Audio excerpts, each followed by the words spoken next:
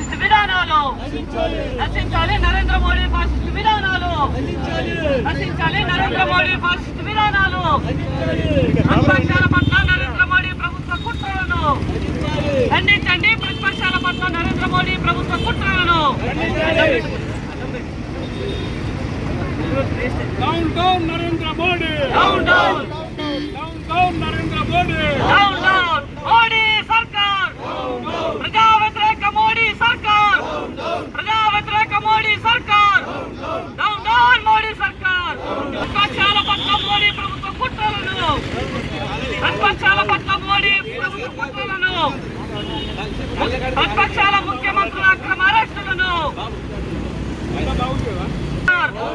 Down down Modi సర్కార్, down down Modi సర్కార్, down down Modi సర్కార్.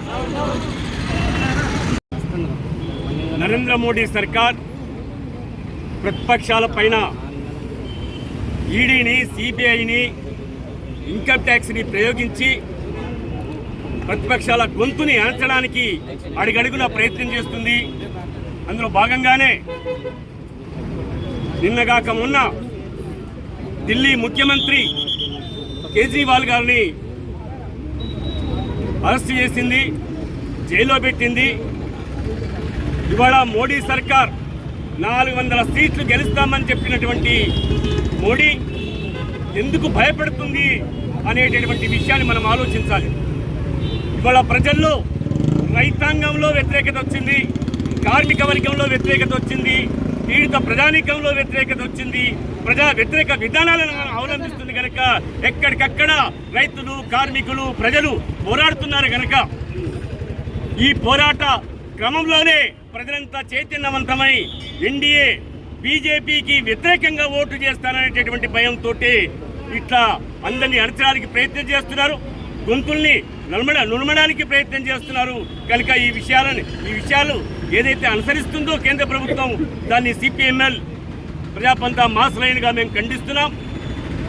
ఈ కేంద్ర ప్రభుత్వ విధానాలకు వ్యతిరేకంగా ప్రజలంతా పెద్ద ఎత్తున కదిలి ఎన్డీఏ బీజేపీకి వ్యతిరేకంగా ఓటు చేయాల్సిందిగా, వ్యతిరేకంగా పోరాడాల్సిందిగా ఈ సందర్భంగా ప్రజలందరికీ, ప్రజా సంఘాలకు పిలుపునిస్తున్నాం.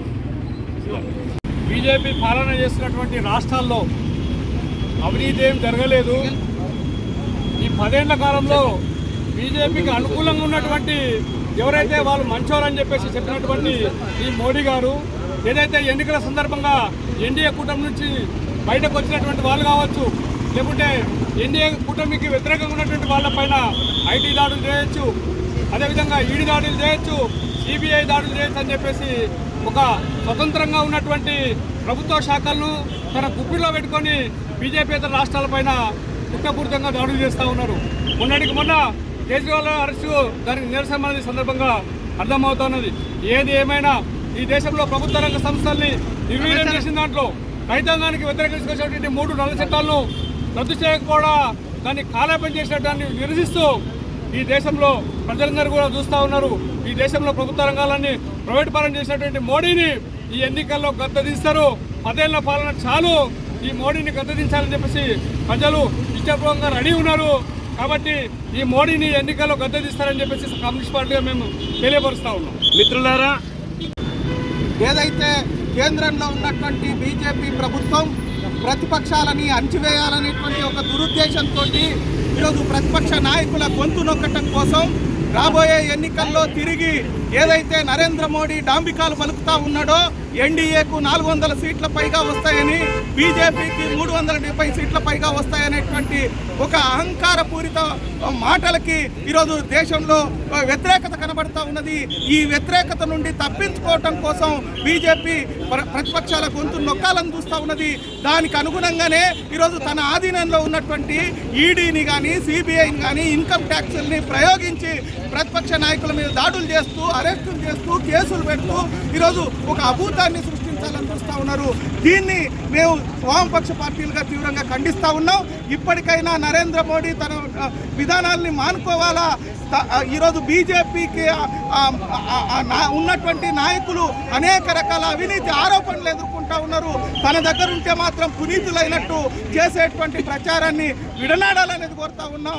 అదేవిధంగా ఎన్నికల్లో అన్ని ప్రతిపక్షాలు కూడా స్వేచ్ఛగా పాల్గొనేటట్టు అవకాశం కల్పించాలా, అప్పుడే ప్రజాస్వామ్యం మనగడ కలుగుతుందని తెలియజేస్తూ ఈ బీజేపీ విధానాలకు వ్యతిరేకంగా, నరేంద్ర మోడీ నిరంకుశ విధానాలకు వ్యతిరేకంగా రాబోయే ఎన్నికల్లో ప్రజలందరూ తగిన గుణపాఠం చెప్పాలని విజ్ఞప్తి చేస్తా ఉన్నాం.